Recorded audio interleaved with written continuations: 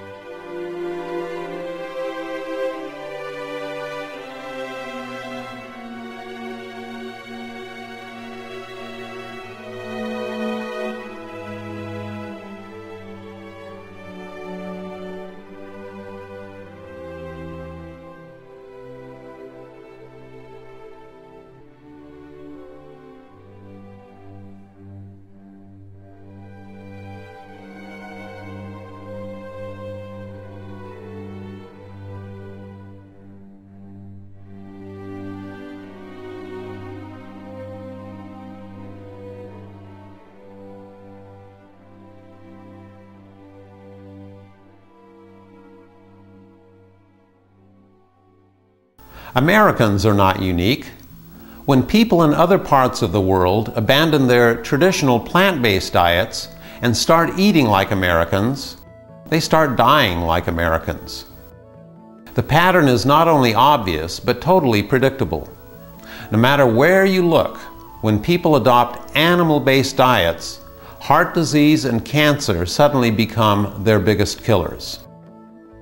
This is now happening throughout the world in countries like Japan and China, where they're replacing rice and vegetables with meat and dairy products, and American eating diseases are spreading like wildfire.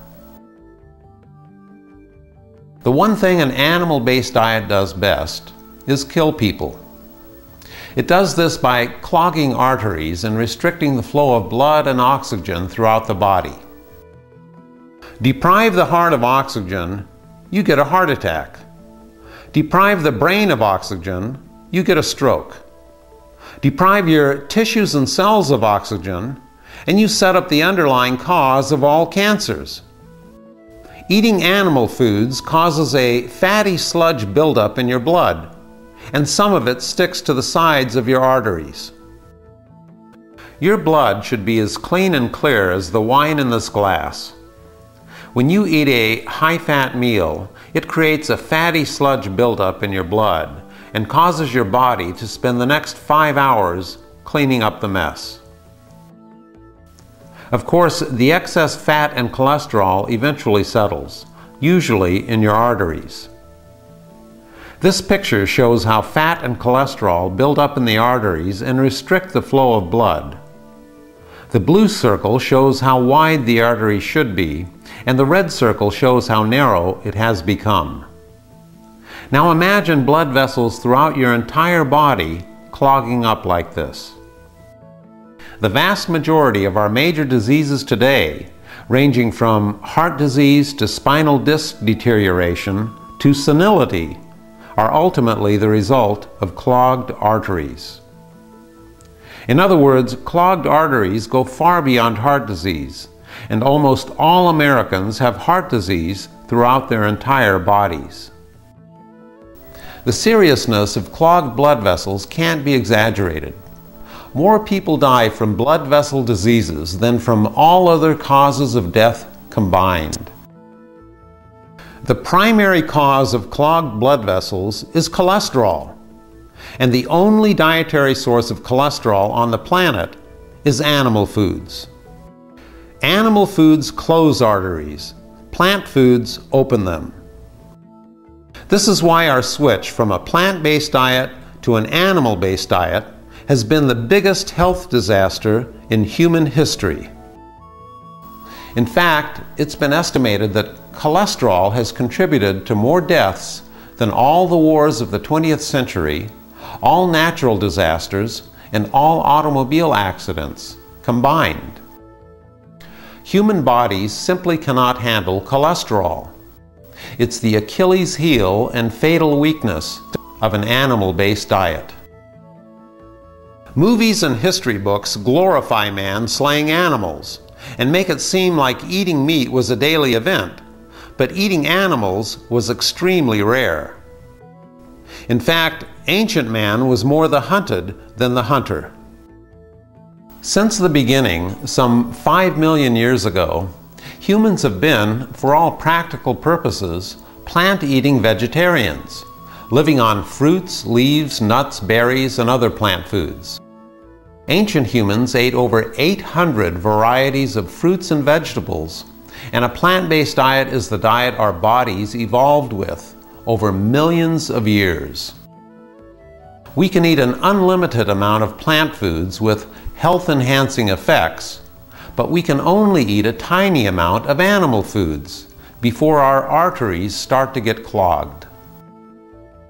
Cholesterol has been called the animal's revenge because the animals you eat leave a little bit of themselves behind in your arteries every time you eat them, and they'll kill you from their graves. Our liver produces all the cholesterol we'll ever need on its own, and the requirement for cholesterol in our diet is exactly 0. Just ask Dr. Joseph Crow, a doctor at the Cleveland Clinic Foundation. Dr. Crow had no family history of heart disease. He was fit, did not smoke, and had a total cholesterol of just 156 when he suddenly experienced a heart attack at the age of 44. In fact, I was about as close as you can get to not seeing tomorrow, so to speak. My diet was, I would say, pretty much a standard, American diet. We would eat chicken, fish, and we would eat, beef. But I wouldn't say every day. Instead of dangerous surgery, Dr. Esselstyn, a colleague at the Cleveland Clinic and one of the world's leading authorities in heart disease reversal, told him to simply change his diet.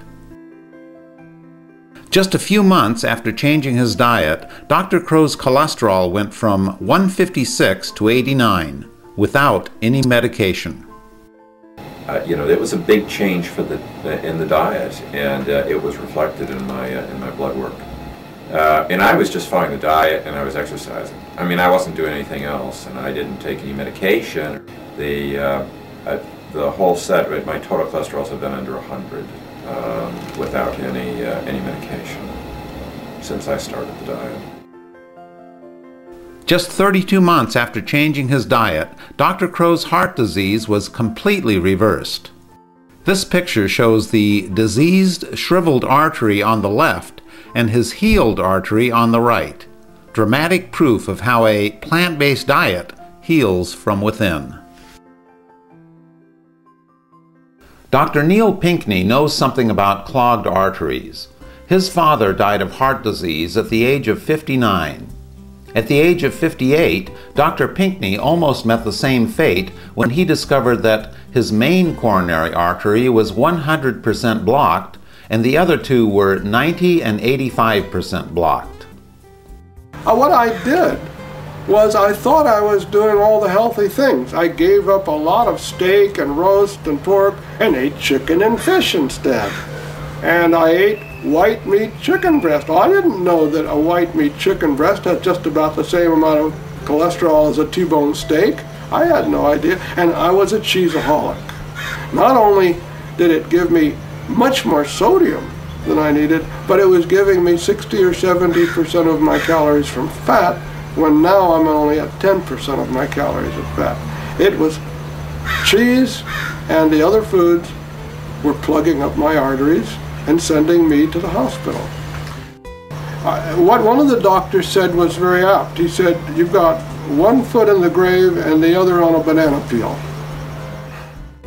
His cardiologist told him he needed emergency bypass surgery or he would die. He decided to save his own life by walking away from that surgery. And they said, "Well, you don't want this life-saving procedure?" And I said, "No, it's against my religion." And they all looked at me very quizzically and said, "What is your religion?" And I said, "I'm a devout coward." So with that, against their advice, I went home to learn about how I could repair the damage myself and do something on my own to reverse the heart disease. And I did. After leaving his surgeons behind, Dr. Pinckney began reading books on reversing heart disease and changing his diet. My angina, the pain that was so severe, within 2 weeks it was almost all gone. Within 2 months it was completely gone, and I started walking up. I couldn't walk 200 feet without severe pain and have to sit down. And just 3 months later, I was walking 2 miles up a steep hill with no pain.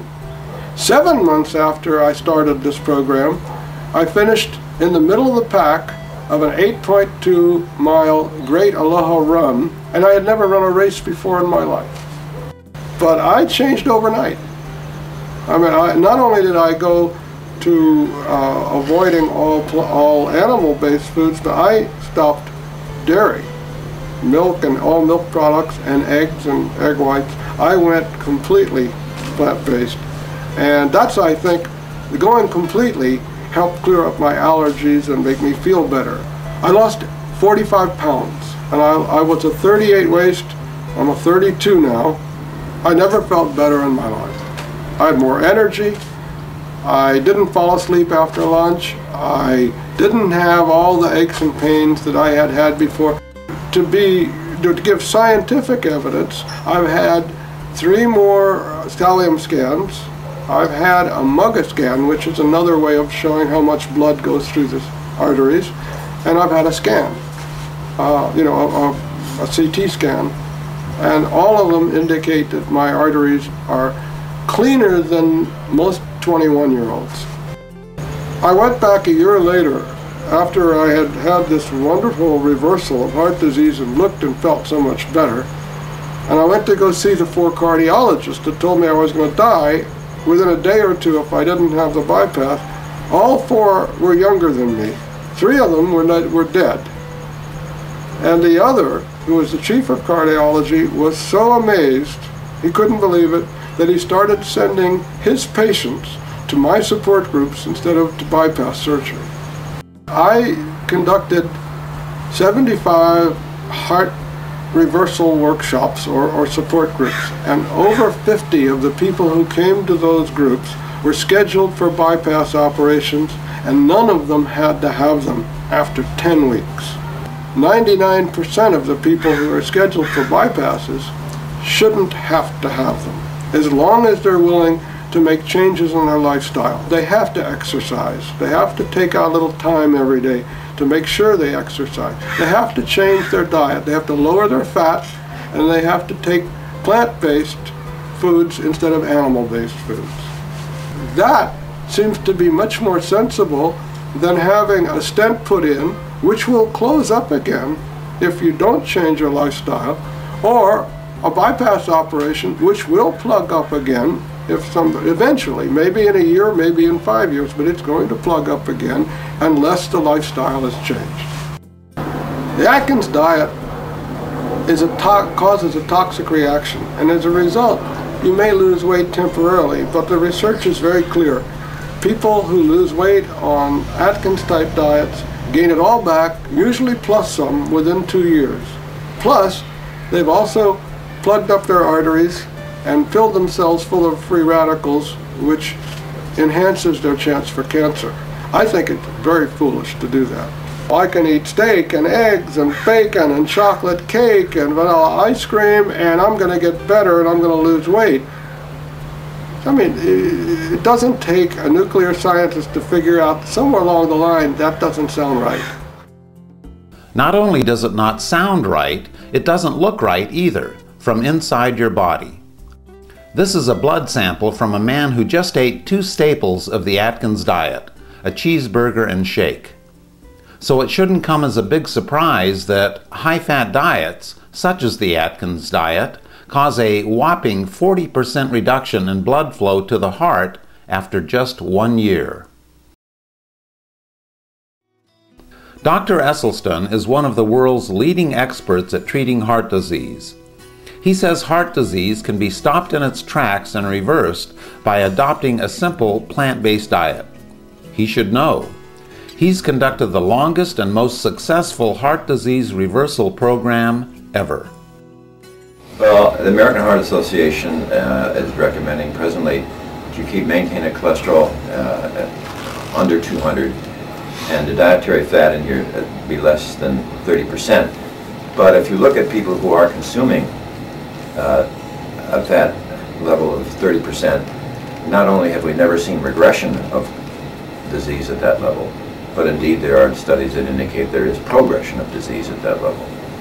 So literally, if you follow the guidelines of the American Heart Association Step 1 diet, it literally guarantees that millions of Americans will continue to perish from this disease. What happens when our nutrient support comes from foods that not in a decade, or not in 2 decades, or not in 3 decades, but eventually will cause us to be ravaged by these disease conditions that really occupy about 70% of medical therapy that we see today. We know now from data that we have that through the so-called brachial artery tourniquet test that with a single needle you can demonstrate the endothelial injury that occurs to the vascular system. And that's the problem with today with the most well-intentioned internists and cardiologists, that you're only having roast beef once or twice a week now, no longer regularly. You're only occasionally having chicken. You're eating less cheese, you're eating less cream, you're eating less butter. And as a result, instead of pouring gallons of gasoline on the fire, you're pouring quarts of gasoline on the fire. And as a result, the fire doesn't go out. This isn't cancer. It's a completely benign disease. And it's absolutely something that should be annihilated in its tracks. This is tremendously empowering for the patient because the patient has become the locus of control, not the cardiologist, not the surgeon. And it's so reassuring to them to think that I am in charge of this disease that previously was trying to destroy me. Not only do you escape stroke and heart attack, but this also would include obesity, hypertension, adult onset diabetes, and the common Western cancers of breast in the female, prostate in the male, and colon in both. So I think the spin-offs here in terms of overall health are extremely profound. Mainstream medical authorities recommend a cholesterol level of under 200, yet 1/3 of all new heart attacks occur in people with cholesterol levels between 150 and 200. The only safe level is under 150, and health authorities know it. This was established years ago in the largest heart disease study ever undertaken. Mainstream medical authorities recommend a 30% fat diet, yet there is not one instance where such a diet has either arrested or reversed heart disease. In fact, that level of fat promotes heart disease. Why such a high-fat recommendation? Because our esteemed health authorities readily accept money from food lobbies pushing high-fat foods, and that money shapes their recommendations. Contrary to mainstream advice, which draws a distinction between good fat and bad fat, doctors who actually reverse heart disease say it's not the type of fat that's important, but the total amount of fat in your diet that is important. Not only does clinical evidence confirm this, but more importantly, actual heart disease reversal diets confirm this.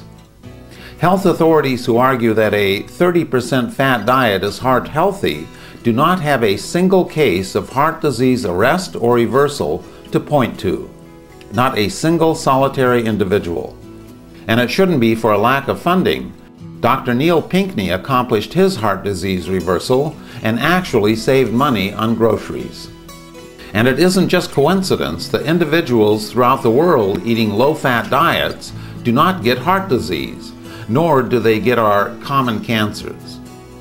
The biggest killer in America today is the result of high-fat diets the American government and mainstream authorities are promoting that are fueled by the money given to them by food lobbies pushing high-fat foods. Diet is the only cure for heart disease, yet it's lost in the news by drug companies developing ever more profitable drugs that do not cure the disease, but only serve to keep Americans on the very diet that causes heart disease. Man walked out of Africa just 150,000 years ago. That's the blink of an eye in terms of human evolution. In the mere span of just 100 years, we've become so accustomed to eating animal foods, we think it's the normal, natural, healthy way to eat. It isn't.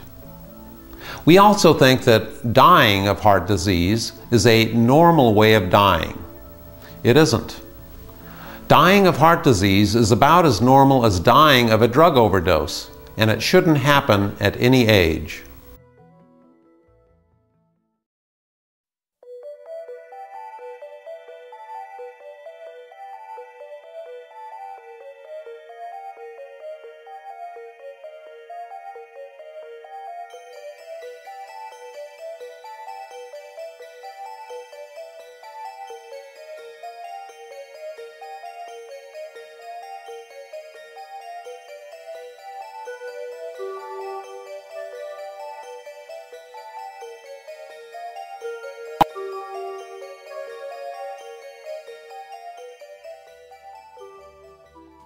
Show me a population eating an animal-based diet, and I'll show you a population where cancer is the second biggest killer, after heart disease. In fact, heart disease and cancer are the two hallmark diseases of an animal-based diet. In 1971, President Nixon declared a war on cancer and promised a cure for the disease within 7 years. We all know that didn't happen. The war on cancer has not only been ineffective, but the search for a so-called cure has been totally misguided. Now close your blinds, turn down the volume, and make sure no one else is watching, because I'm about to let you in on a dirty little secret. Ready? We already have a cure for cancer. It's called the immune system. Your immune system not only protects you against colds and flus, but it's been protecting humans from cancer since the very beginning. It's the only cure for cancer we have. Always has been and always will be. The biggest cause of cancer is not radiation, chemicals in the water, or pollutants in the air, but a weakened immune system that cannot recognize and kill cancer cells. In other words, you can't prevent cancer. You're going to get cancer cells in your body. The average adult gets at least one cancer cell in their body every single day, and there's nothing you can do to prevent this from happening. The question is not whether you'll get cancer, but whether your immune system is healthy enough to kill cancer cells and stop them from multiplying. Autopsy studies have shown that by age 50, almost half of all women have breast cancer, and 40% of men have prostate cancer. And nearly all Americans have some form of cancer growing inside their bodies. This is because our immune systems have become seriously weakened due to our change in diet. This is why populations eating animal-based diets are plagued with cancers, and those eating plant-based diets are not. Don't look to the cancer industry for a cure. The cure for cancer is right inside you, and the only way to win your personal war on cancer is to strengthen your immune system by changing your diet. Plant foods are the only foods that strengthen the immune system and contain cancer-fighting nutrients. So a change to a plant-based diet turns out to be the only real cure for cancer we have. The strongest cancer-fighting medicines on the planet don't have scary names, and they're not found in hospitals, but in your humble grocery store.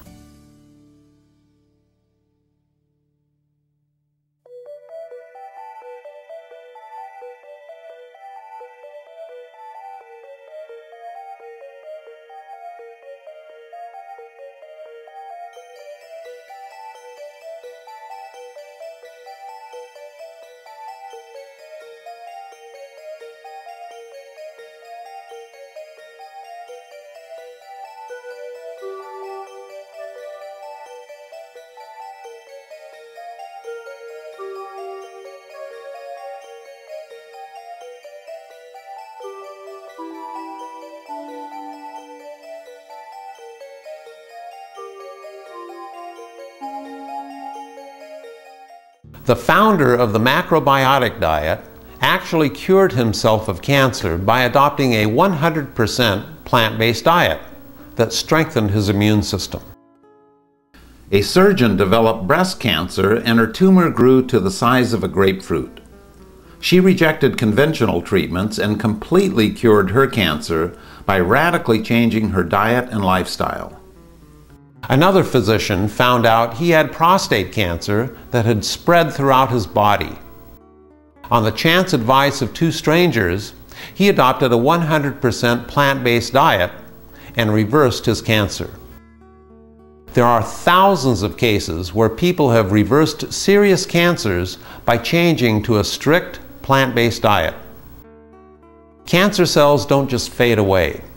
The only thing that will defeat cancer is a strong immune system, and plant foods strengthen that immune system.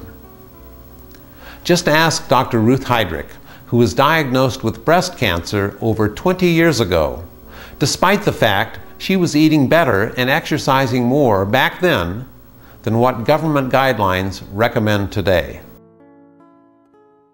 It can't be cancer. I'm too healthy. I'm a marathoner, for God's sake. I can't have cancer. This lump is something else. I was horrified, mortified, felt betrayed by my body, thought this can't be happening. So even though I felt healthy, there was this insidious cancer that was growing inside me. I didn't know it for a long time. After her surgery, she was faced with the prospect of chemotherapy and radiation treatments to kill cancer cells that had spread throughout her body. When I was told that I needed chemotherapy and radiation, I was dreading it. I was thinking that it was scary. I really did not want to have poison injected in my veins. And having worked for the military, I knew what radiation damage could do to a body. I did not want that. So I was looking for something to tell me another way. I just maybe intuitively felt that there has to be another answer. She sought not just a second opinion, but 5 second opinions, until she found Dr. John McDougall, who said in no uncertain terms her breast cancer was caused by her diet. Before my dietary change, I ate what I call the SAD diet, the standard American diet. Well, I knew that it wasn't diet in my case, but let's prove it to the world. And I knew because I was not eating any red meat. I had only skim milk and chicken and fish. And so when I went to see Dr. McDougall, he said, "That's the diet that caused your breast cancer." I was shocked. He said, "If you want to save your life, change your diet." And of course my response was, let's see, let's prove it one way or the other. And then I thought, oh, it's too late. And he said, no, it's not too late, because your immune system, you've had the surgery, you've removed that tumor. Now what your body has to do is kill off those stray cancer cells that have, without any doubt, already spread through your body. What your body now has to do is kind of a mop-up operation, and that's what diet enables that immune system to do. The major point, though, is that you search for the cause. Breast cancer is a symptom of a lousy diet. She refused chemotherapy and radiation treatments and switched to a 100% plant-based diet. 20 years later, she's cancer-free and credits her new diet with saving her life. Breast cancer thrives in an estrogen-rich environment, and women in America are literally swimming in estrogen with levels up to twice as high as women eating plant-based diets. Animal-based diets also cause girls to begin their menstrual cycles at a much younger age than girls eating plant-based diets. In just 140 years, the average age of puberty in U.S. girls has dropped from 17 to 12, and menopause starts 4 years later. In other words, an animal-based diet has added 9 years of menstrual cycles to the lives of women. How do we know this is caused by diet? Because girls raised in the U.S. and throughout the world on plant-based diets reach their puberty at the normal age. Usually, parents take great pride as they see their children mature, and they think, oh, my daughter's, we're getting graphic again, started her periods when she was 11 years old, and they think that this is good. Actually, it's bad. It increases the risk of breast cancer, premature death, heart disease, all these other problems. We need to turn it around and try to delay the onset of puberty in our children. Men on animal-based diets also reach puberty earlier and have abnormally high levels of testosterone. And studies have linked high testosterone levels to prostate cancer. Men throughout the world eating traditional plant-based diets have normal testosterone levels and don't get prostate cancer. In 1993, the National Cancer Institute published the results of a study with women who had been treated for breast cancer. They told half the women to continue with their typical American diets and asked the other half to change to a plant-based diet. After only 4 years, almost 40% of the women who stayed on their animal-based diets had recurrences of breast cancer. Not a single woman who changed to a plant-based diet had a recurrence of breast cancer. The difference between the two groups? Animal-based diets feed cancers. Plant-based diets feed your immune system. Cancer just doesn't go away on its own, and it will return with a vengeance if your immune system can't fight it. When you look around the world, populations eating animal-based diets have skyrocketing rates of breast and other cancers, compared to those populations eating plant-based diets. When I was diagnosed back in 1982, the incidence of breast cancer in women was 1 in 14. A couple of years after that, it was 1 in 12. Then I watched it 1 in 10, 1 in 8, and it's still increasing in frequency. And if you look at this planet Earth, and again, the incidence of breast cancer all around, you find it is highest in those countries that eat the most animal foods, that have the highest fat consumption. And conversely, breast cancer is extremely rare in those countries that can't afford to eat animals.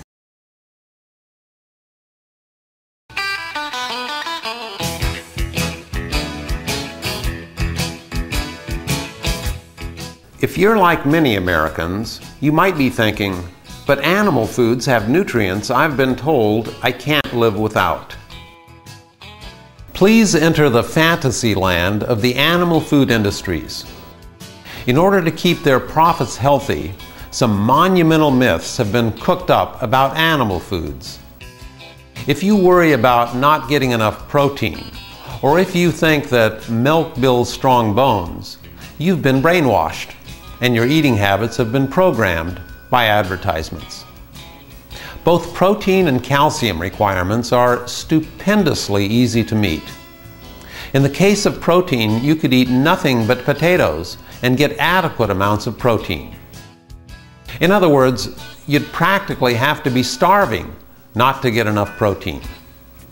Protein deficiency is extremely rare, except in areas of the world where people actually are starving. It's really pathetic.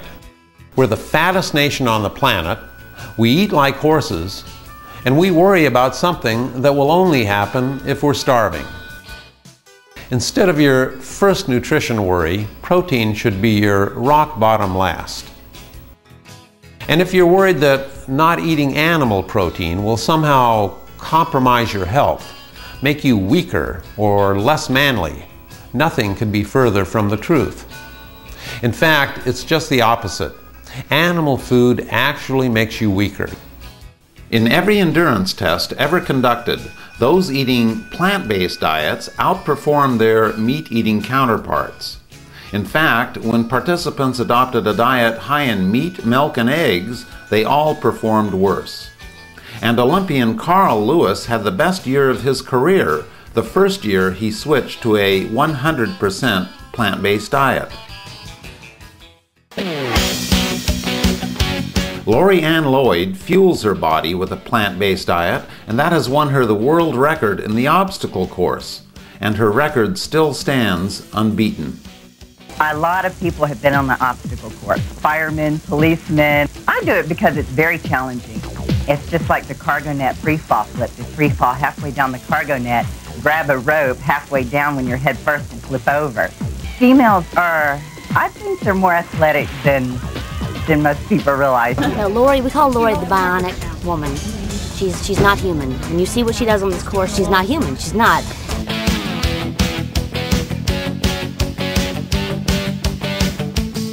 For centuries, men have held on to the false notion that eating meat, especially red meat, will make them stronger and more masculine. But in fact, not only does it diminish their physical performance, but men end up far less virile because their arteries get clogged. And among many other things, clogged blood vessels cause impotence. Not too manly. High-fat meals also cause fatigue and make you limp. Get your Viagra and vegetables, not a pill. The meat myth is simply a fairy tale. Get your protein without the fat and cholesterol. You'll not only open your arteries, but your love life as well. All the foods listed here will easily meet your protein and other manly requirements. The protein content of many plant foods is even higher than beef, and unlike beef, these foods will never clog up your plumbing.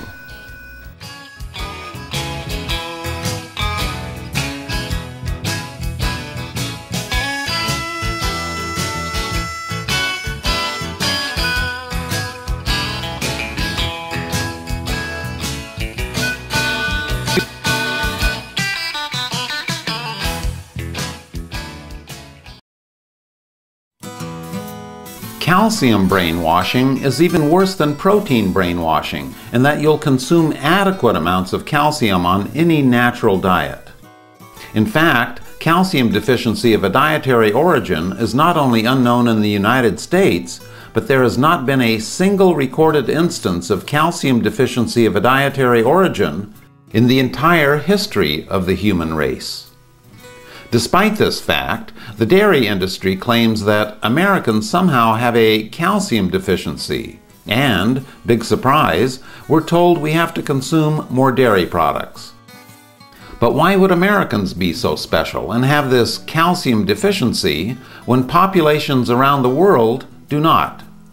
And those populations consume a fraction of the calcium Americans do, they have no osteoporosis problem, and they get their calcium from plant foods, not dairy products.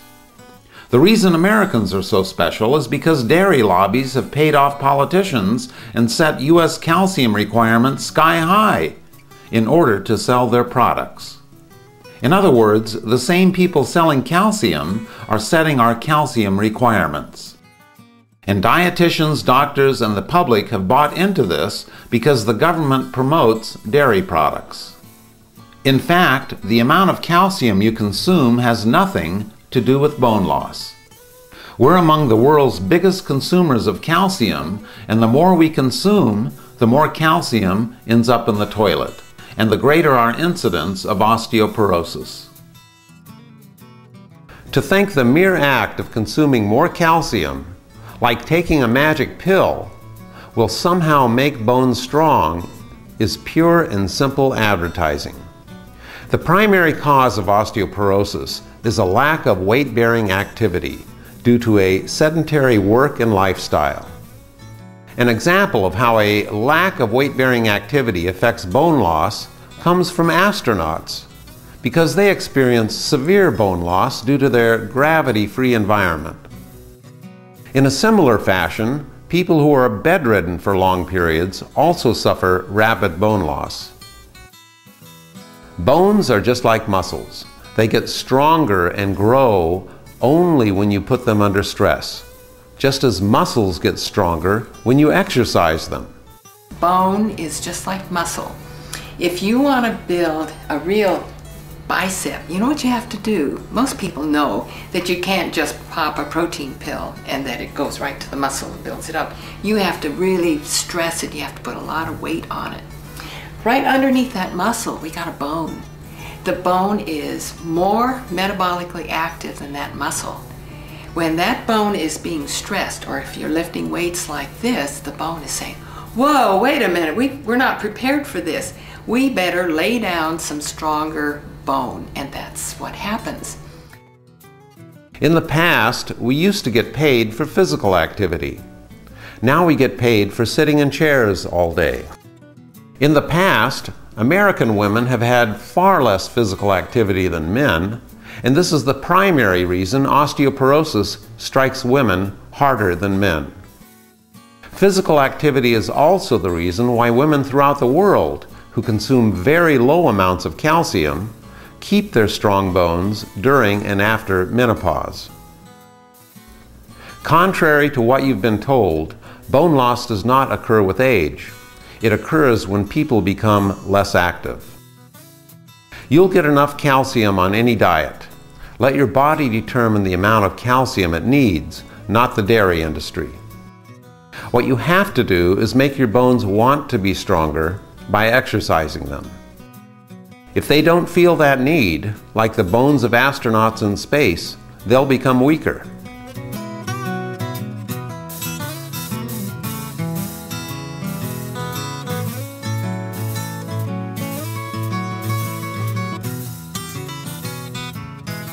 Sharing heart disease among family and friends is part of the American way of life, and to suggest you not share diseases with your loved ones is downright un-American.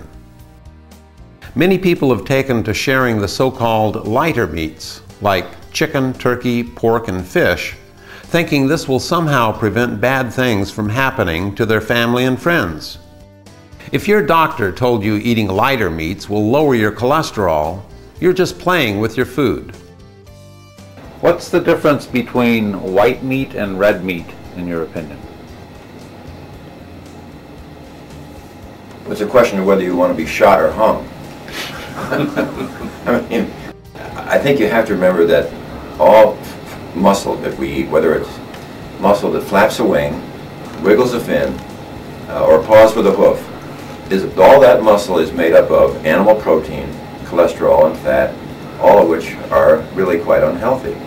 And whether it's white meat or whether it's red meat, it's equally unhealthy. If you get a 3-ounce piece of steak, you get 75 milligrams of cholesterol. If you get a 3-ounce serving of white meat, skinless chicken, you get 72 milligrams of cholesterol. I mean, basically it's pretty much the same. Health authorities like to talk about reducing risks by eating lighter meat, but reducing the risk of a heart attack isn't preventing one. The only way you're going to prevent a heart attack is to get your cholesterol below 150. And eating lighter meats won't get you there. So what about that good fat in fish? Well, that good fat originally came from plants, the plants eaten by fish. So you're not only getting the good fat secondhand, but you're getting it in a package of bad fat, cholesterol, PCBs, pesticides, and other poisons. And calorie for calorie, shrimp have 6 times the amount of cholesterol as beef. To say eating fish is healthy because it contains a little good fat is like saying Twinkies is healthy because it contains a little calcium. And what about those dairy products? Dairy, in fact, has been called liquid meat because it contains just as much fat and cholesterol as red meat. Drinking 3 glasses of milk a day, as the dairy industry and our government recommends, gives you the same amount of artery-clogging cholesterol as eating 21 slices of bacon. A pint of ice cream is worth 24 slices of bacon. And at least one protein in dairy may trigger the onset of insulin-dependent diabetes in children. At least one hormone in dairy has been strongly linked to breast and prostate cancer. Over 50% of school children are allergic to dairy, and 70% of the population is lactose intolerant, particularly people of color. And due to the strong dairy lobby in Washington, this fat and cholesterol-laden food is required eating for all children enrolled in federal lunch programs, which also amounts to nutritional persecution of minorities due to their high rates of lactose intolerance. And yet, most doctors and dietitians still recommend milk every day. The next time you give your child milk and cookies, imagine giving them meat and cookies, because that's exactly what they're getting.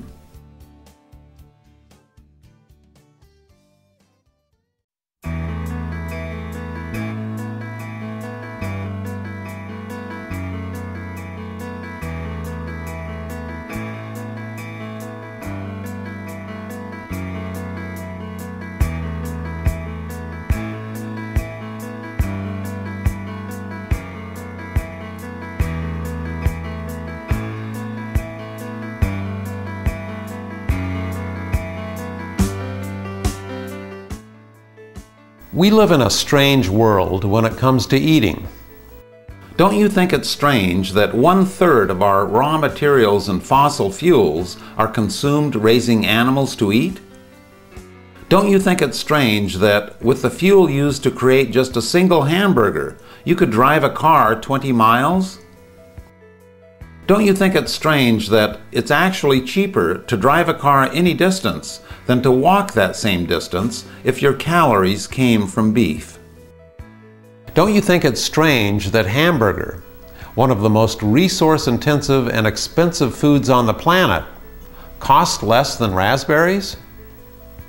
Ever wonder how it's possible that fast food chains can still sell a hamburger for 99 cents? It's possible because of politics. Because our politicians provide massive subsidies to the animal food industries in return for political campaign financing. And without these subsidies, the cost of animal foods would be like it was in the past, and only the wealthy would be eating themselves to death. Because beef steak today would cost over $90 a pound without these subsidies. You may think you're calling the shots when you're preparing meals, but there's a politician in your kitchen, and he's already decided what you'll be eating tonight. In fact, the most health-dangerous eating habit in human history is purely the result of government interference in the marketplace. Not only do animal food industries get subsidies to keep them in business, but they get a determining influence on our nutrition policies as well. The animal food lobbies have had their claws into everything from designing the government food pyramid, to staffing government bureaucracies, to setting our nutritional standards. And having these industries on government committees that decide what's healthy for Americans is like having Joe Camel on a committee designed to help people quit smoking. This is why so many Americans do everything right, yet die from following government guidelines. Food industries spend $30 billion a year marketing their products. The marketing effort to promote natural whole foods is a mere $30 million a year. In other words, we spend over $100 per person each year promoting foods that cause disease and shorten lives, and only a dime promoting foods that prevent disease and prolong lives. The average consumer doesn't have a chance. Between government endorsement of animal products and heavy advertising, the typical American eats like a trained seal, and the training starts early. The average child is exposed to over 10,000 food messages on television every year, and our eating habits are an exact reflection of marketing efforts. Sad as this may sound, the best thing you can do for your child's health is to turn off the television.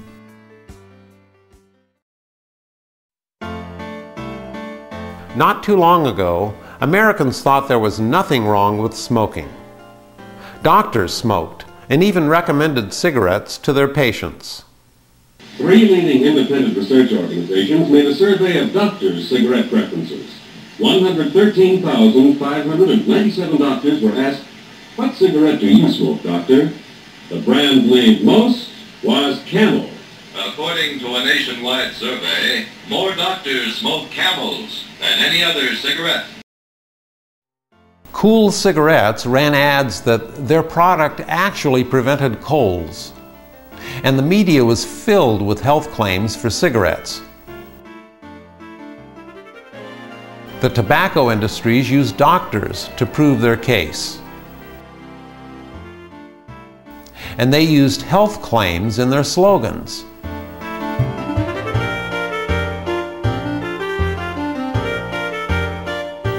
As late as 1950, the American medical community still did not think smoking was a factor in lung cancer. And the American Medical Association had a cozy financial relationship with the tobacco industry. And to this day, tobacco executives deny that nicotine is addictive and claim that smoking does not cause lung cancer or any other disease. Today, we have the same attitude about animal foods. Like the tobacco industry, the animal food industries have all had advertisements taken off under court order because they were caught lying. And like tobacco executives, meat, dairy, and egg executives will swear that animal foods have nothing to do with heart disease, cancer, or any other disease, despite the medical evidence to the contrary. What smoking does for your lungs, cholesterol does for your arteries, and the damage is even more lethal. In fact, the link between an animal-based diet and heart disease is not only obvious, but just as strong as the link between smoking and lung cancer. What the animal food industries are doing for American health today is precisely what the tobacco industry did for our health just a few decades ago. Only worse. By subsidizing the animal food industries, the government promotes an eating habit that's the biggest killer in America today.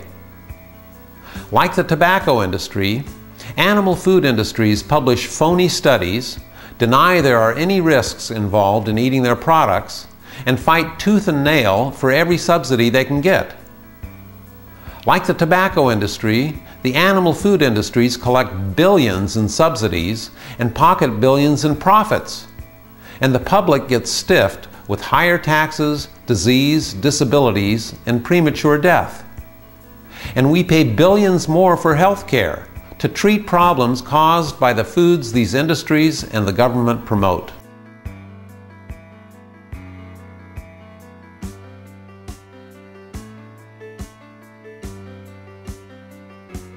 It took a long time for people to wake up to the health dangers inherent in smoking.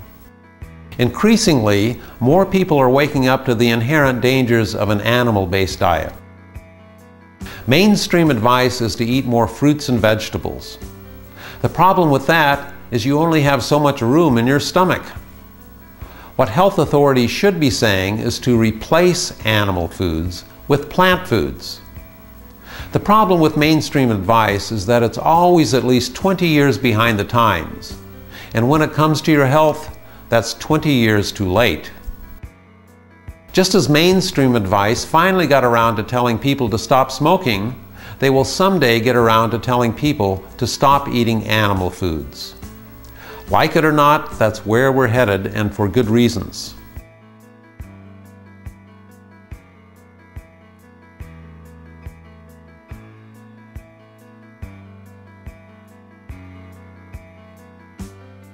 When I first changed to a plant-based diet, I switched overnight, and my diet evolved as I learned more about food. I can't imagine myself ever eating any other way. It's the most delicious and varied diet I can conceive of, and those who think otherwise simply haven't tried it. It's not like you have to eat Brussels sprouts all day. This is really an old-fashioned diet. All you have to do is reorient your thinking about food. We're all attached to our favorite animal foods, and it's difficult to give them up. So if you're unprepared for a complete switch, do the best you can by gradually replacing foods in your diet. I would suggest you first switch to meat, egg, and dairy substitutes because they don't contain cholesterol. And second, eat the old-fashioned way by making animal foods only a very occasional part of your diet until you feel comfortable making a complete switch. It's actually a lot easier than you think. Your diet can evolve, but keep pushing it. The closer you move to a complete plant-based diet, the greater the health benefits.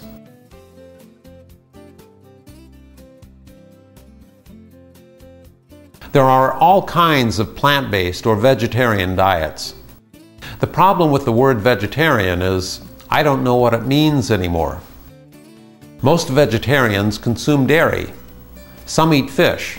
Some eat eggs. These days, some people even eat chicken and call themselves vegetarians. Vegans eat no animal products whatsoever, but they don't explicitly prohibit refined foods.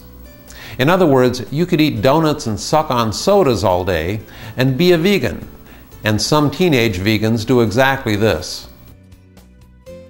In order to be as explicit as possible, I've come up with the RAVE diet. This is my word, but not my diet, because it follows the guidelines used by doctors to treat and reverse diseases. It's just a simple acronym to help you remember the rules, which are no refined foods, no animal foods, no vegetable oils, no exceptions, and exercise. For more information on the RAVE diet, visit our website, which also gives you references to doctors who use similar diets to cure diseases and bring patients back to health. When you follow the RAVE diet, you'll notice several things immediately. First, you'll discover you were constipated and didn't even know it. Your bowel movements will be easier and more frequent. Be happy! Your body's getting rid of toxic substances on a regular basis. The second thing you'll notice, if you have it checked, is a drop in cholesterol. Well, the first time I'm in Dr. McDougall's office, he had said, bring your medical records with you. He's looking through everything and he said, I said, what? He said, your cholesterol is high, 236. You know, at that level, you are at as great a risk of having a heart attack and dying of heart disease as you are the breast cancer. Dr. McDougall said, change your diet and it'll take care of the cholesterol as well. 3 weeks later, exactly 21 days later, back in his office, blood test, cholesterol 160. 236, 160 in 3 weeks. No medication, no nothing. Just quit eating the stuff and it goes away. My own cholesterol went from 372, it's now 124. The third thing you'll notice is weight loss. What you won't notice immediately are the changes going on inside you. The clearing of fat and cholesterol from your blood vessels, the freer oxygen flow to all parts of your body, the strengthening of your immune system, and many other changes that will make you healthier and happy you adopted a new way of eating. And the changes this diet can make to your health by just opening up your blood vessels can be profound in many different ways. Long before our food revolution, Thomas Edison wrote, "The doctor of the future will give no medicine, but will involve the patient in the proper use of food, fresh air, and exercise." If you ask your doctors what you should be eating to fight arthritis, menstrual cramps, or cancer, they won't have a clue. But they will know what drugs to prescribe. But drugs only treat symptoms. Cholesterol-lowering drugs treat a symptom of a bad eating habit. Treating the cause of high cholesterol means eliminating cholesterol from your diet. The most often heard phrase in the cancer industry is early detection. But that's early detection of a symptom. The real cause of cancer is a weakened immune system that's weakened by the foods we eat. Tragically, the bulk of our vast medical establishment is dedicated to treating symptoms, not causes. And symptoms of diseases that were not even common before 1900.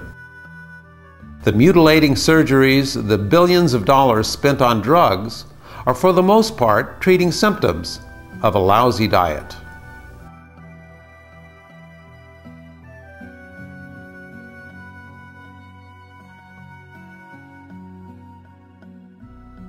You might be asking, why doesn't my doctor know about the powerful effects of diet? Simply put, they haven't been trained in plant-based nutrition. We are not educated, we are not trained, and we are not in any way supported to work with our patient population in terms of education, disease prevention, and wellness. We are trained to focus on fixing the problem after it occurs, not preventing the problem, and that's true of all of medicine these days. Before you make a life-altering decision, get the advice of doctors who are trained in plant-based nutrition, who are completely reversing diseases by simple changes in diet and avoiding the use of drugs and surgery.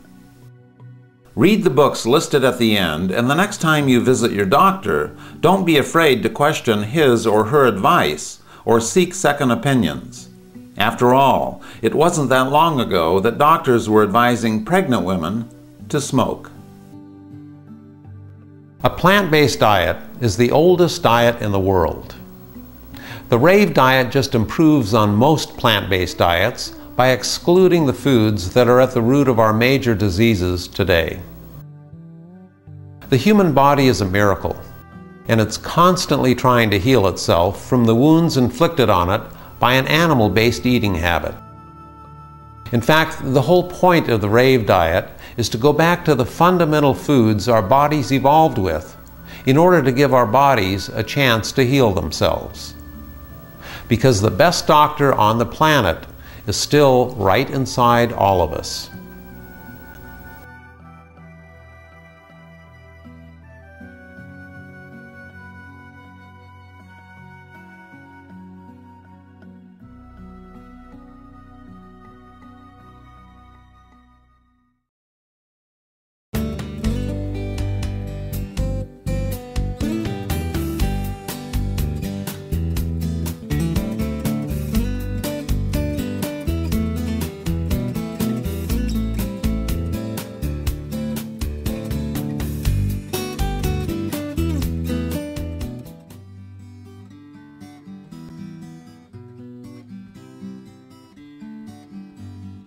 Raising animals to eat is the most inefficient, wasteful, and environmentally destructive method of producing food imaginable. This may surprise you, but we grow far more food to feed the animals we eat than we grow to feed ourselves. Farm animals consume 80% of American corn, 80% of American grain, and over 95% of American oats. 87% of our total agricultural land is dedicated to raising the animals we eat. That's almost half of the entire landmass in the U.S. Almost 90% of deforestation is due to our appetite for beef. To date, over 260 million acres of forest have been destroyed to provide cattle with grazing land, and another acre disappears every 8 seconds. The massive amount of crops grown to feed livestock and water pastures consumes over half of the fresh water supply in the U.S. It takes 12,000 gallons of fresh water to produce just 1 pound of beef versus 60 gallons to produce a pound of potatoes. 12 miles of the San Joaquin River in California are now completely dry because water has been diverted to grow crops for farm animals. In some areas, so much water has been diverted from hydroelectric dams that nuclear power plants have had to be constructed to make up for the loss of power. The average American uses just 106 gallons of water a day for domestic needs. But if they eat a quarter-pound hamburger, their daily consumption of water jumps by 3,000 gallons. In the year 2000, the average American consumed 69 pounds of beef and a total of 225 pounds of meat. By giving up meat, you'd be saving over 1 million gallons of fresh water every year. If you added to the price of beef just the water subsidies alone, hamburger would cost $35 a pound. Instead of tinkering with your toilets and shower heads, reducing meat consumption is the best way to conserve our fresh water supplies. Our diet is not only using huge amounts of water, but it's actually depleting our fresh water supplies. The largest source of fresh water in the world will be completely dry in less than 50 years. And once it dries up, the breadbasket of the U.S. will turn into a dustbin. That's the legacy our diet will leave to our children.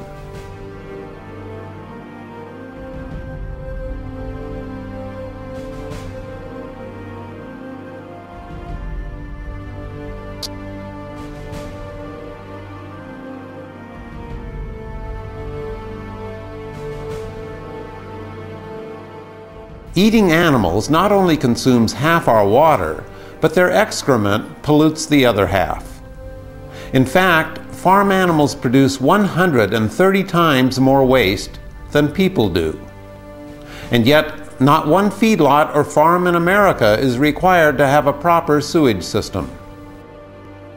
It's become so bad that animal waste flowing down the Mississippi River has made an area the size of New Jersey totally uninhabitable to marine life. It's called the dead zone. E. coli, Salmonella, Listeria, and all the other fancy scientific names used to describe food pathogens all boil down to the same thing for the consumer. There's animal excrement in your food. It's become so bad that E. coli is now the leading cause of kidney failure among American children. Modern meat is so burdened with animal waste, you could actually clean it in your toilet. It's safer eating a carrot anywhere but in your kitchen, if meat has been there. Packaged meat now carries a warning label telling consumers to wash everything that's even come into contact with meat. The reason you have to cook it so long is to make sure the animal excrement is safe for you to eat. It's no longer a question of whether there's manure in your meat. It's a question of how to deal with it. The meat industry's answer is not to get rid of it, but to nuke the whole package with radiation.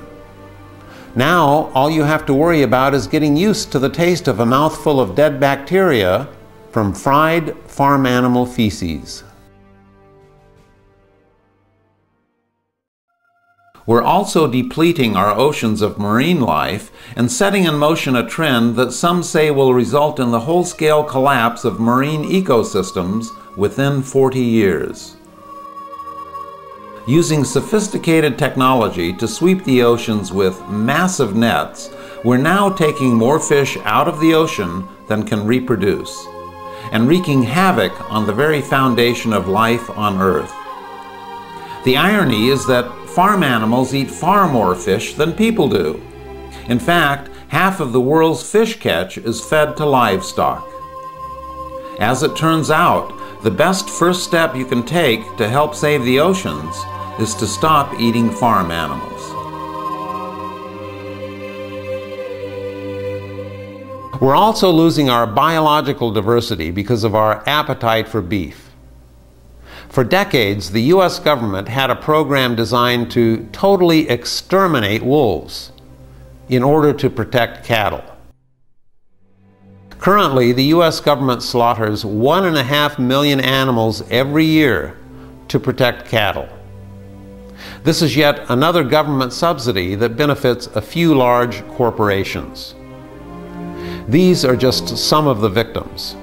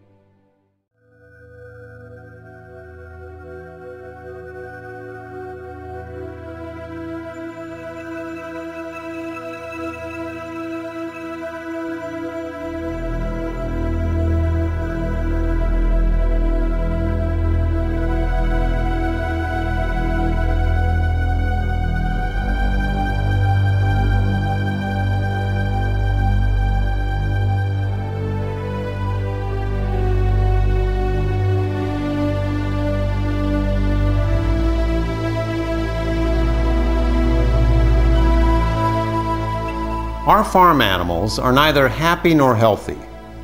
In fact, they're tortured, disease-ridden, drugged-up, cancer-carrying shadows of the old-fashioned farm animals your great-grandparents ate.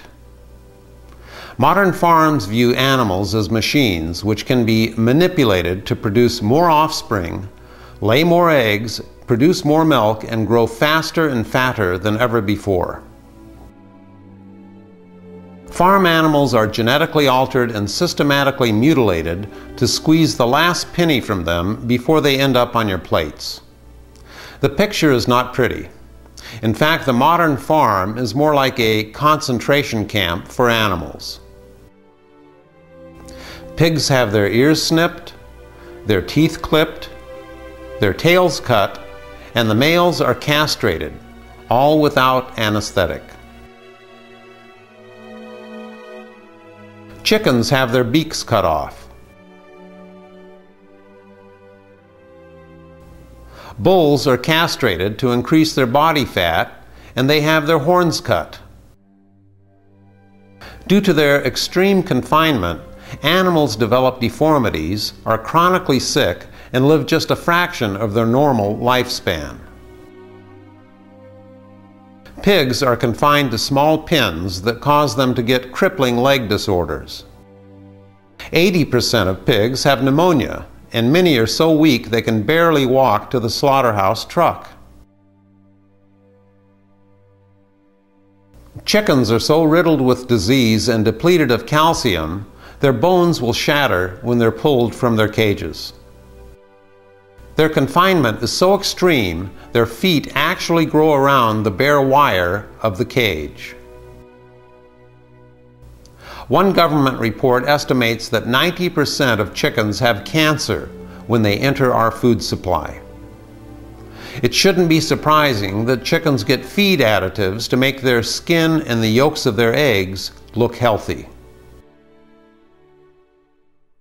Egg-laying chickens born male simply have no purpose because they're not profitable. They can't lay eggs and they're not worth feeding because they don't grow fast enough. Life greets them with a lethal gassing, a broken neck, or decapitation. Another favorite method is to throw the chicks alive into grinders.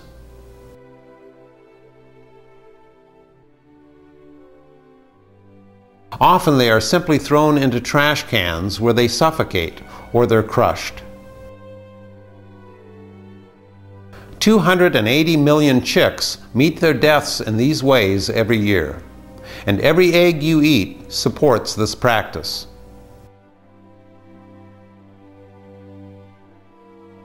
Due to genetic manipulation and drugs, broiler chickens have to be slaughtered within 2 months, or they'll die of a heart attack or other diseases caused by their exploding growth. Turkeys suddenly jump into the air, let out a squawk, and fall over dead, their hearts full of blood clots. If you're a lover of pâté, you should know that what you're eating is diseased liver from force-fed geese and ducks. In order to produce this diseased liver, farmers shove a pipe down their throats and pump food into them.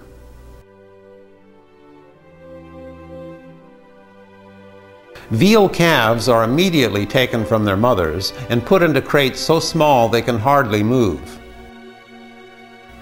Chains are put around their necks to restrict movement, so their muscles won't develop and their meat will be tender. Veal calves are fed an iron-free milk substitute designed to make them anemic, which results in their light-colored flesh.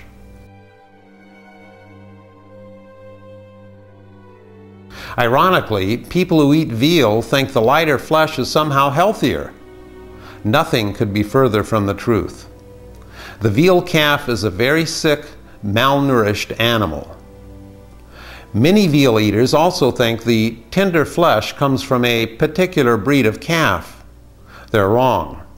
It's the result of an unusually cruel confinement. Veal calves are byproducts of the constant pregnancies of dairy cows.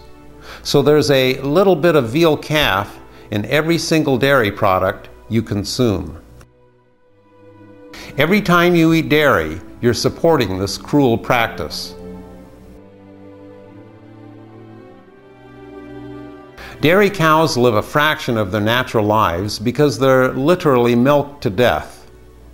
Due to their high output, cows lose so much calcium their bones become rippled, like potato chips. The constant pregnancies, drugs, and unprecedented milk production keep dairy cows on the brink of death. They're so susceptible to disease, 80% of cows have leukemia, and 50% of cows have the animal equivalent of AIDS. After a few years of constant milking, cows are completely spent. Many simply fall down and can't get up.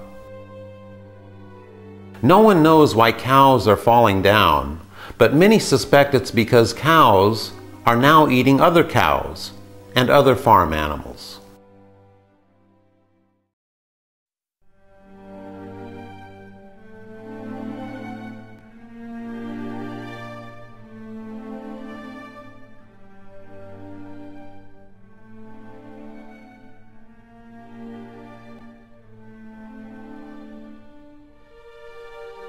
Cows evolved eating grass, yet the cows we eat today have rarely even seen real grass. In fact, modern farms have turned cows into cannibals, forcing them to eat recycled cows and other animals, including dogs, cats, other domestic pets, other farm animals, roadkill, and circus animals. Just as our own eating habits have been turned upside down, we've turned the eating habits of farm animals upside down. And now they're eating each other. And while the meat industry insists there's no problem with farm animal cannibalism, this practice has resulted in brain-wasting diseases among farm animals, including mad cow disease. Based on autopsy reports, many suspect this practice has caused a totally new form of mad cow disease to emerge in humans, with symptoms identical to Alzheimer's disease. Autopsy studies of Alzheimer victims reveal that up to 13% of these victims did not have Alzheimer's at all, but the human form of mad cow disease. In other words, as a result of eating farm animals, you could develop the human form of mad cow disease and acquire symptoms identical to Alzheimer's. There are 4 million people in the U.S. with Alzheimer's disease. Based on autopsy studies, there may be hundreds of thousands of people who are slowly losing their minds because of their appetite for meat. This is just a glimpse at some of the food preparation techniques used at modern farms. Today, geneticists are hard at work to create farm animal freaks, animals without legs and chickens without beaks, wings, feet, and feathers, in order to enhance the automated delivery of saturated fat and cholesterol to your plate.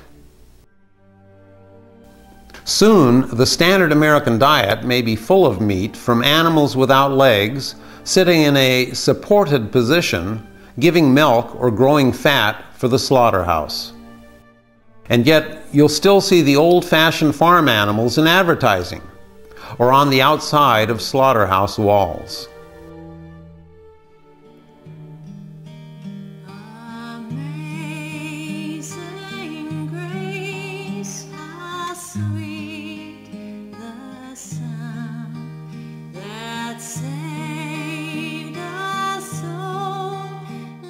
The American eating habit is supporting a system of animal cruelty on a scale never before seen in history. Some of you may think this is only cruelty against animals dumb enough to eat. But would you eat your dog? Or cat? Or horse? Indians consider cows to be part of the family. We eat them. We consider dogs to be part of the family. Asians eat them. Most people say they're animal lovers, yet they eat farm animals 3 times a day. And yet farm animals are as feeling as any household pet, and in many cases, far more intelligent. How humans decide what animals they eat defies all logic, because there's no difference between a slice of dog meat in Korea and a slice of bacon in Kansas. When we talk to animals or touch them, our blood pressure falls, and so does theirs.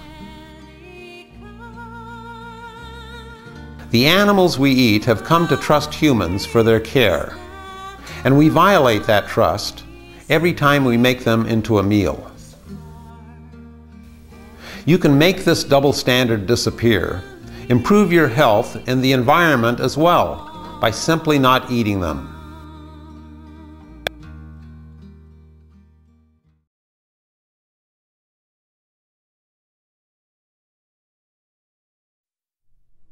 Not only does eating animals cause degenerative diseases, but eating animals has also caused the major infectious diseases in our history, including smallpox, influenza, tuberculosis, malaria, plague, measles, and cholera. These diseases have emerged as a result of taking animals out of their natural habitats and putting them into unnatural settings where their diseases mutate and eventually infect humans. Primarily due to our increasing appetite for animals, 75% of all new infectious diseases discovered during the last 30 years have come from animals. The new strains of influenza and other diseases now coming out of Asia are the direct result of Asians changing to an animal-based diet. In an effort to stop these diseases, 70% of our antibiotic supply is not used on humans at all, but farm animals. And as bacteria become resistant to antibiotics used on farm animals, it makes them less effective on humans. In just 2 decades, penicillin has become only 18% as effective as it once was against common bacteria. In trying to prevent diseases in animals so we can eat them, we have made ourselves more vulnerable to the very diseases we are trying to prevent. As a result of eating animals, we not only kill ourselves with degenerative diseases, but we kill ourselves with infectious diseases that leap from the animals we eat to man. The biggest killer of humans in the history of life on this planet, in fact, turns out to be the human appetite for animals.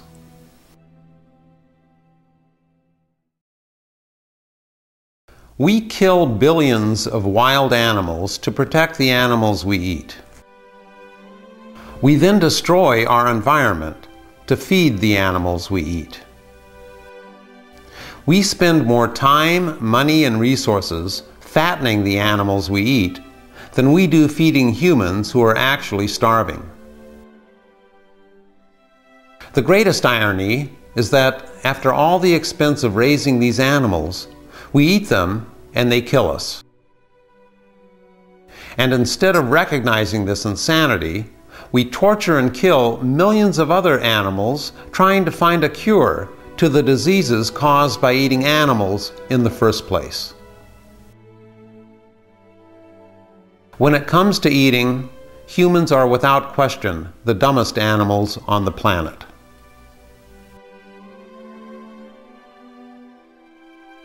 The typical American eats over 3,000 farm animals in a lifetime. Here is what Time magazine has said about the health and environmental costs of our eating habit. Much as we have awakened to the full economic and social costs of cigarettes, we will find we can no longer subsidize or ignore the cost of mass-producing cattle, poultry, pigs, sheep, and fish to feed our growing population.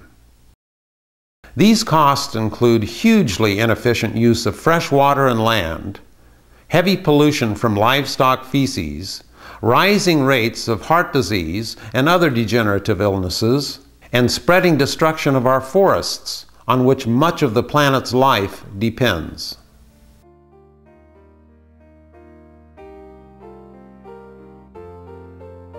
According to some, humans are now consuming more natural resources than the earth can sustain, and eating animal foods is one of the major reasons. We're currently locked in a vicious cycle of corporate greed that feeds off the political system, destroys American bodies, devastates the environment, and has turned our farms into something we should all be ashamed of.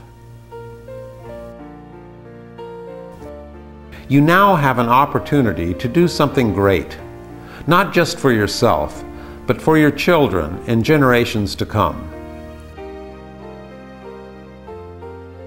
The simple act of changing your diet will not only give you a healthier and longer life, but will help reverse an eating habit that's destroying the very fabric of our lives.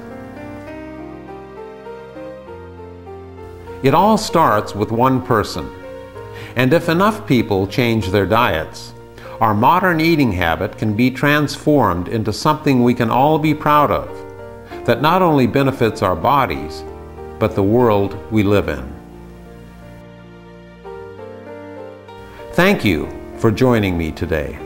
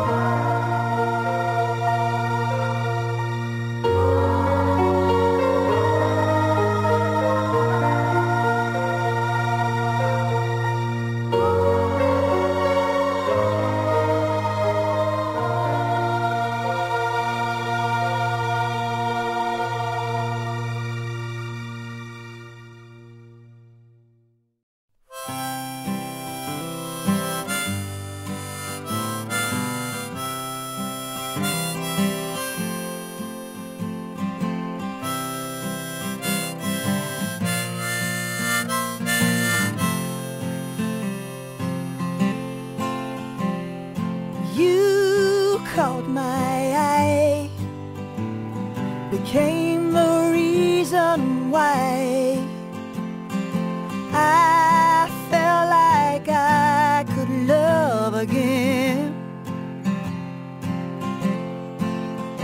We kissed in the dark, and you asked me for my heart. Now that it's yours, you're afraid. And just 3 words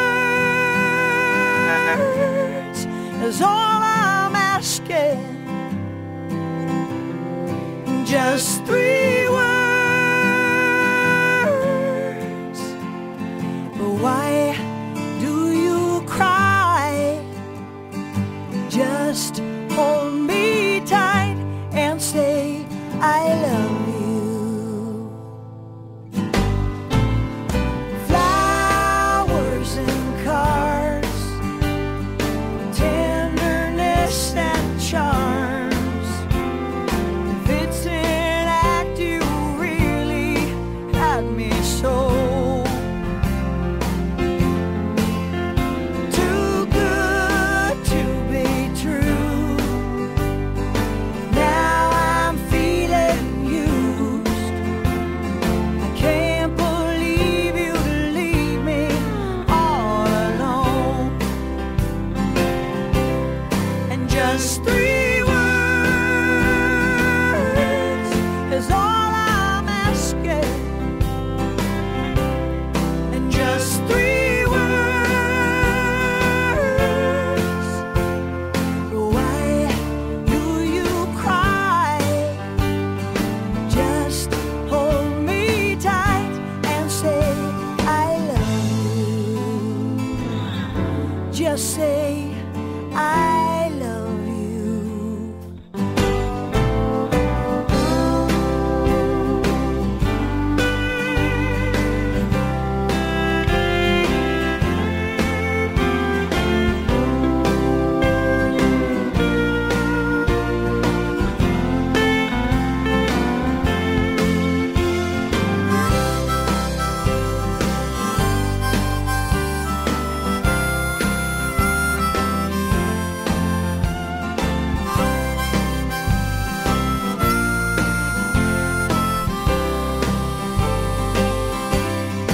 Just 3 words is all I'm asking. And just 3 words would be enough. Just 3 words. But why do you cry? Just hold me tight and say I love